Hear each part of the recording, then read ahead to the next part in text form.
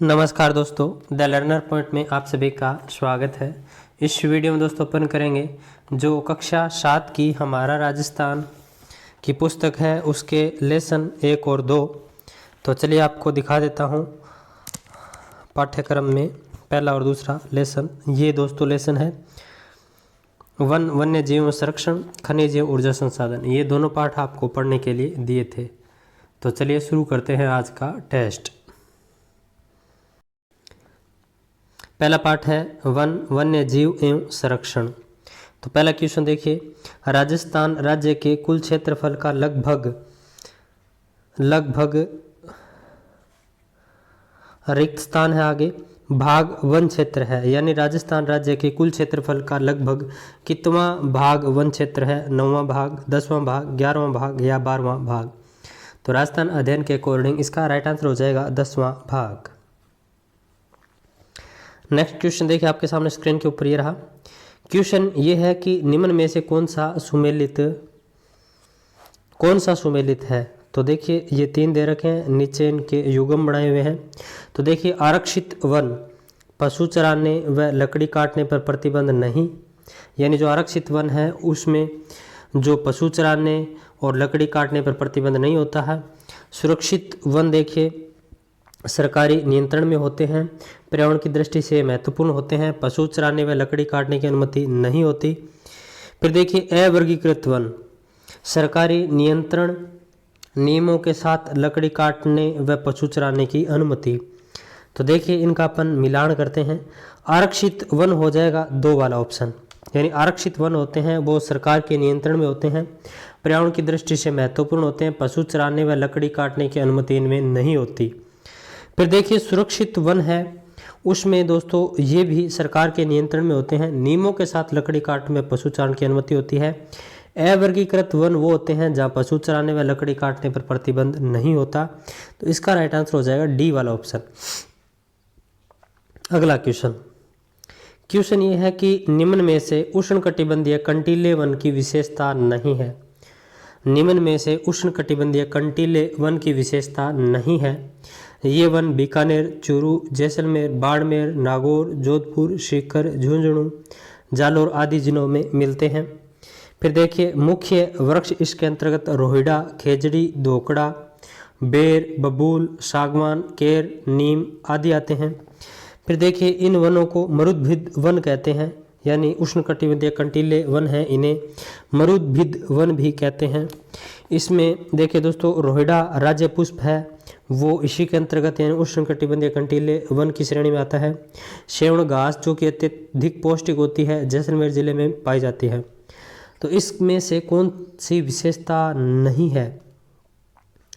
तो इसमें देखिए दोस्तों जो ये वाली है मुख्य वृक्ष, रोहिड़ा बिल्कुल सही है, खेजड़ी भी सही है, धोकड़ा भी सही है, बेर भी सही है, बबूल भी सही है, केर भी सही है, नीम भी सही है, लेकिन सागवान यहाँ पर है वो नहीं मिलता। तो इसमें बी वाली जो विशेषता है वो गलत हो जाएगी, क्योंकि सागवान के जो वन है वो दोस्तों कहाँ पर मिलते हैं? इसका राइट आंसर क्या हो जाएगा? ये मिलते हैं सागवान के वन उष्णकटिबंधीय शुष्क पतझड़ वन के अंतर्गत। तो इसमें ये पाए जाते हैं सागवान, बरगद, तेंदू, सालर, महुआ, गुल्लर, धोक, ढाक, साल, सीताफल, बांस, आंवला, आम, नीम, शीशम आदि। पेज नंबर 3 पर ये दे रखा है। फिर अर्ध उष्णकटिबंधीय सदाबहार वन है, उसमें आम, बांस, सागवान ये इसी के अंतर्गत भी आते हैं। अगला क्वेश्चन देखिए आपके सामने स्क्रीन के ऊपर ये रहा। क्वेश्चन ये है कि उष्णकटिबंधीय शुष्क पतझड़ वन जिन्हें मानसूनी वन भी कहते हैं किन जिलों में नहीं पाए जाते? उष्णकटिबंधीय शुष्क पतझड़ वन जिन्हें मानसूनी वन भी कहते हैं किन जिलों में नहीं पाए जाते? तो देखिए उष्णकटिबंधीय शुष्क पतझड़ मानसूनी वन बांसवाड़ा, डूंगरपुर, उदयपुर, चित्तौड़गढ़, कोटा, बारा, सी वाला झालावाड़, अलवर, अजमेर, डी वाला जयपुर, सवाई माधोपुर, नागौर। तो देखिए दोस्तों उष्णकटिबंधीय जो शुष्क पतझड़ वन है वो किन जिलों में नहीं पाए जाते? इसका सही उगम आप जल्दी से बताइए। तो देखिए दोस्तों, ये बांसवाड़ा में मिलते हैं, बिल्कुल सही है। डूंगरपुर में मिलते हैं, उदयपुर में भी मिलते हैं, चित्तौड़ में भी मिलते हैं, कोटा, बारा, झालावाड़, अलवर, अजमेर यहाँ मिलते हैं दोस्तों। जयपुर में भी मिलते हैं, सवाई माधोपुर में भी मिलते हैं, नागौर में नहीं मिलते। तो इसका राइट आंसर हो जाएगा डी वाला ऑप्शन। ठीक है, अगला क्वेश्चन देखिए आपके सामने स्क्रीन पर ये रहा। क्वेश्चन ये है कि राजस्थान में राष्ट्रीय उद्यान कितने हैं? 3, 5, 4 या 2। तो राजस्थान में जो राष्ट्रीय उद्यान है उनकी संख्या कितनी है? 3 है। अगला क्वेश्चन देखिए, राष्ट्रीय उद्यान के संबंध में सही मिलान। तो ये थोड़ा सा दोस्तों आप आराम से पढ़ना इस क्वेश्चन को। एक साइड राष्ट्रीय उद्यान दे रखे हैं, एक साइड वो कौन से ज़िले में है और वहाँ पर क्या क्या पाया जाता है वो दे रखा है। तो केवला देवी राष्ट्रीय उद्यान सवाई माधोपुर भारतीय बाघ के लिए प्रसिद्ध। रणथंभौर राष्ट्रीय उद्यान ये कोटा व चित्तौड़गढ़ में बाघ, रींछ, नीलगाय, चिंकारा के लिए प्रसिद्ध। मुकुंदरा हिल्स राष्ट्रीय उद्यान ये भरतपुर साइबेरियन क्रेन के लिए फेमस। तो देखिए इसका अपन मिलान करने की कोशिश करते हैं। तो जो केला देवी राष्ट्रीय उद्यान है ये पाया जाता है भरतपुर में, यानी सबसे पहले ऑप्शन आ जाएगा सी। फिर देखिए रणथंभौर राष्ट्रीय उद्यान है ये मिलता है सवाई माधोपुर में, भारतीय बाघ के लिए फेमस है। और मुकुंदरा हिल्स राष्ट्रीय उद्यान है ये कोटा व चित्तौड़गढ़ में बाघ, रींछ व नीलगाय के लिए फेमस। तो सी, ए, बी वाला ऑप्शन सही हो जाएगा। तो इसका राइट आंसर हो जाएगा सी। नेक्स्ट क्वेश्चन देखिए, उड़न गिलहरी के लिए प्रसिद्ध अभयारण्य है। उड़न गिलहरी के लिए फेमस कौन सा है? तो देखिए मैंने उद्यानों के ये अभयारण्यों के नाम भी लिख दिया, आगे जिला भी लिख दिया ताकि याद हो जाए साथ में। तो देखिए फुलवारी की नाल उदयपुर, सरिस्का वन्य जीव अभयारण्य अलवर, सीतामाता वन्य जीव अभयारण्य प्रतापगढ़ चित्तौड़गढ़ उदयपुर, रामगढ़ विस्तारी वन्य जीव अभयारण्य बूंदी। तो उड़न गिलहरी के लिए फेमस है सीता माता वन्य जीव अभयारण्य। ठीक है, ये बाकी भी दोस्तों कौन से जिलों में ऐसे पूछ ले तो ये सही है। फुलवारी की नाल उदयपुर में है, सरिस्का वन्य जीव अभयारण्य अलवर में है, रामगढ़ विस्तारी वन्य जीव अभयारण्य बूंदी में है, सीतामाता वन्य जीव अभयारण्य प्रतापगढ़ चित्तौड़गढ़ उदयपुर में है। तो उस तरीके से ये मैंने 4 आपको याद करवा दिए साथ में। उड़न गिलहरी के लिए फेमस है सीतामाता वन्य जीव अभयारण्य। फिर देखिए कौन सा कथन सत्य नहीं है। तो देखिए राष्ट्रीय मरु उद्यान वन्य जीव अभयारण्य, तो आगे देखिए जिले दे रखे हैं और किसके लिए फेमस है। तो जैसलमेर बाड़मेर, गोडावण, चिंकारा और नीलगाय। कुंभलगढ़ वन्य जीव अभयारण्य राजसमंद उदयपुर पाली। टाटगढ़ रावली वन्य जीव अभयारण्य उदयपुर अजमेर पाली। बाज व तेंदुआ के लिए फेमस। राष्ट्रीय चंबल घड़ियाल वन्य जीव अभयारण्य कोटा सवाई माधोपुर करौली और धौलपुर। तो 8 का राइट आंसर हो जाएगा सी वाला ऑप्शन। जो टाटगढ़ वन्य जीव अभयारण्य है ना वो दोस्तों अजमेर पाली तो सही है, लेकिन उदयपुर की जगह क्या आएगा? राजसमंद आएगा। क्या आएगा? राजसमंद। तो ये सही नहीं है, सी वाला। अगला क्वेश्चन देखिए, केसरबाग वन्य जीव अभयारण्य किस जिले में स्थित है? केसरबाग वन्य जीव अभयारण्य किस जिले में स्थित है? इसीलिए दोस्तों सुबह मैंने वो टेबल डाली थी ताकि याद हो जाए। तो जयपुर, अलवर, धौलपुर और भरतपुर। तो केसरबाग वन्य जीव अभयारण्य है वो किस जिले के अंदर स्थित है? तो इसका राइट आंसर क्या हो जाएगा? केसरबाग वन्य जीव अभयारण्य है ये दोस्तों कहाँ पड़ता है? तो ये पड़ता है धौलपुर में। 1 मिनट, ये पड़ता है धौलपुर में। इसके साथ ही दोस्तों पेज नंबर जो 6 है उसके ऊपर ये दे रखा है कि वन विहार वन्य जीव अभयारण्य, रामसागर वन्य जीव अभयारण्य और केसरबाग वन्य जीव अभयारण्य ये सारे के सारे कहाँ हैं? धौलपुर में है, याद रखना। अगला देखिए, सज्जनगढ़ वन्य जीव अभयारण्य किस जिले में स्थित है? सज्जनगढ़ वन्य जीव अभयारण्य किस जिले में स्थित है? तो देखिए बारा, चूरू, उदयपुर या भरतपुर। तो सज्जनगढ़ वन्य जीव अभयारण्य ये उदयपुर में है। बारा में पड़ता है दोस्तों शेरगढ़ वन्य जीव अभयारण्य पूछ ले तो 12 हो जाएगा। और फिर देखिए चूरू में पड़ता है ताल छापर, भरतपुर में पड़ता है बंद बारेठा। कौन सा? बंद बारेठा। इसके अलावा सवाई मानसिंह वन्य जीव अभयारण्य और सवाई माधोपुर वन्य जीव अभयारण्य ये सवाई माधोपुर में पड़ते हैं, ये भी आप ध्यान में रख सकते हैं। अगला क्वेश्चन देखिए आपके सामने स्क्रीन के ऊपर ये रहा। क्वेश्चन ये है कि राष्ट्रीय वन नीति 1952 और संशोधित 1988 के अनुसार कुल कितने प्रतिशत भाग पर वन होने चाहिए। अच्छा प्रश्न है ये। राष्ट्रीय वन नीति 1952 संशोधित 1988 के अनुसार कुल कितने प्रतिशत भाग पर वन होने चाहिए। 36%, 20%, 33% या 48%। तो इसका राइट आंसर है वो क्या हो जाएगा, 11 का सी, 33% भाग पर, 33% भाग पर।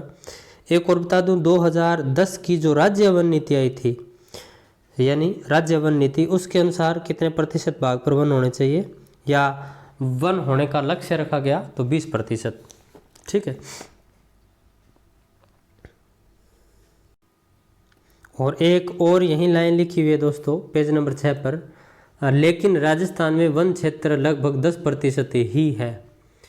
यानी राष्ट्रीय वन नीति 1952 संशोधित 1988 के अनुसार राज्य की जो वन नीति थी उसके आधार पर 20% रखा गया और 1952 के आधार पर 33% पर होना चाहिए, लेकिन राजस्थान में 10% क्षेत्र पर ही क्या है, वन है। अगला क्वेश्चन देखिए, काजरी व आपरी संस्थान किस जिले में स्थित है। जैसलमेर, जोधपुर, उदयपुर या चूरू। तो जल्दी से बताइए। काजरी यानी केंद्रीय शुष्क क्षेत्र अनुसंधान संस्थान, और आफरी, आफरी मतलब शुष्क वन अनुसंधान संस्थान, ये कहाँ स्थित है। तो जैसलमेर, जोधपुर, उदयपुर या चूरू। तो राइट आंसर है वो क्या हो जाएगा, जोधपुर में। अगला क्वेश्चन, खेजड़ली गांव जहां प्रतिवर्ष भाद्र माह के शुक्ल पक्ष की दशमी को विश्व का एकमात्र वृक्ष मेला आयोजित होता है, यह गांव किस जिले में स्थित है। जैसलमेर, जोधपुर, चूरू या नागौर। तो ये पड़ता है दोस्तों जोधपुर में।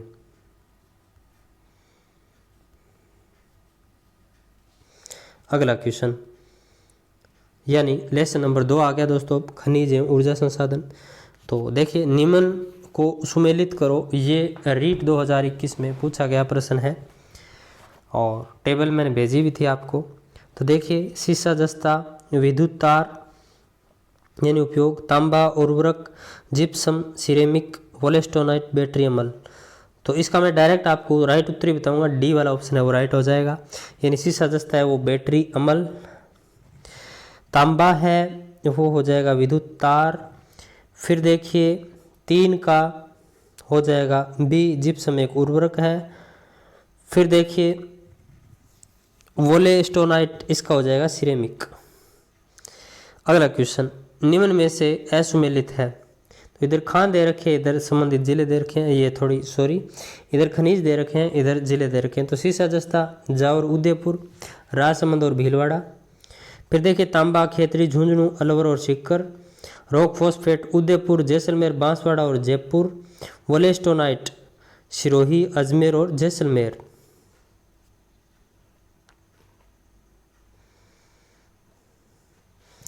तो दोस्तों इसका राइट आंसर हो जाएगा डी वाला ऑप्शन। वोलेस्टोनाइट सिरोही और अजमेर आता तो ठीक था, लेकिन जैसलमेर जुड़ गया तो ये असुमेलित हो गया। अगला क्वेश्चन, देबारी जस्ता शोधक संयंत्र कहाँ स्थित है। देबारी जस्ता शोधक संयंत्र कहाँ स्थित है। चित्तौड़गढ़, उदयपुर, भीलवाड़ा या राजसमंद। तो इसका राइट आंसर क्या हो जाएगा, देबारी जस्ता शोधक संयंत्र है, ये पड़ता है उदयपुर में। कहाँ, उदयपुर में। एक और यही दोस्तों आपसे प्रश्न पूछ लेता कि शीशा जस्ता शोधक संयंत्र कहाँ स्थापित है। शीशा जस्ता शोधक संयंत्र कहाँ स्थित है। तो चित्तौड़गढ़ में है। चित्तौड़गढ़ में जगह पूछ लेता तो चंदेरिया, ठीक है, चंदेरिया। अगला क्वेश्चन, धात्विक खनिज समूह की पहचान कीजिए। धात्विक खनिज समूह की पहचान कीजिए। ये दोस्तों पीछे से मैंने प्रश्न उठाया, शीशा, तांबा, लोहा। शीशा संगमरमर, जिप्सम, तांबा मैग्नीज, चूना पत्थर, और फिर देखिए ग्रेनाइट, तांबा और अब्रक। तो इसका राइट आंसर क्या हो जाएगा, 17 का ए वाला ऑप्शन, शीशा, तांबा और लोहा। फिर देखिए बाड़ला या बढ़ला भी बोलते हैं अपन, भाड़ला देश का सबसे बड़ा सोलर पार्क कहाँ स्थापित किया गया है। बाड़मेर, जैसलमेर, जोधपुर या जालौर?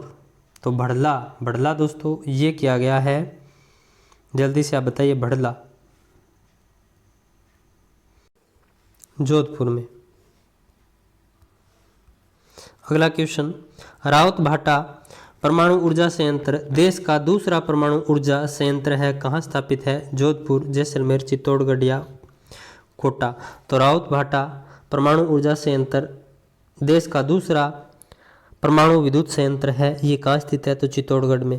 पहला आपसे पूछ ले तो तारापुर महाराष्ट्र में स्थित है। अगला क्वेश्चन ये है कि निम्न में से कौन सा एक खनिज तेल क्षेत्र से संबंधित नहीं है? निम्न में से कौन सा एक खनिज तेल क्षेत्र से संबंधित नहीं है? तो देखिए, सादेवाला जैसलमेर, बाघेवाला बीकानेर, ऐश्वर्या मंगला बीकानेर, रामगढ़ जैसलमेर। तो देखिए दोस्तों, इसका राइट आंसर हो जाएगा डी, रामगढ़ जैसलमेर। देखिए, खनिज तेल क्षेत्र से संबंधित सादेवाला जैसलमेर सही है, बाघेवाला बीकानेर सही है, ऐश्वर्या और मंगला बीकानेर सही है। रामगढ़ जो जैसलमेर है, 12 अंता 12 है और धौलपुर, ये प्राकृतिक गैस विद्युत गृह से संबंधित हैं, तो ये आप ध्यान में रखना। अगला क्वेश्चन देखिए, क्वेश्चन ये है कि राजस्थान में किस प्रकार का कोयला पाया जाता है? एंथ्रेसाइट, बिटुमिन, लिग्नाइट या पीट? तो राजस्थान में किस प्रकार का कोयला पाया जाता है? एंथ्रेसाइट नहीं, लिग्नाइट। राजस्थान में किस प्रकार का कोयला पाया जाता है? तो लिग्नाइट प्रकार का। अब देखिए, नीचे कुछ पॉइंट लिखे हैं जिससे वहाँ का पूरा मैटर क्लियर हो जाए। सर्वश्रेष्ठ प्रकार का कोयला कौन सा है? एंथ्रेसाइट। फिर देखिए, कोयला है वो पलाना, बरसिंगसर बीकानेर, कपूरडी बाड़मेर, मेड़ता रोड नागौर, जैसलमेर में मिलता है। राजस्थान का पहला super thermal power station Suratgarh Ganganagar में स्थापित किया गया। कोटा, काली सिंध, झालावाड़, छबड़ा, बारा कोयले पर आधारित ताप विद्युत गृह संयंत्र से संबंधित ये क्षेत्र हैं। फिर देखिए, बाड़मेर के गिरल में लिग्नाइट आधारित ताप विद्युत संयंत्र स्थित है। तो बाड़मेर के गिरल में लिग्नाइट आधारित ताप विद्युत संयंत्र स्थित है। तो ये था दोस्तों आपका टेस्ट। आपको कैसा लगा लेसन 1 और 2 का?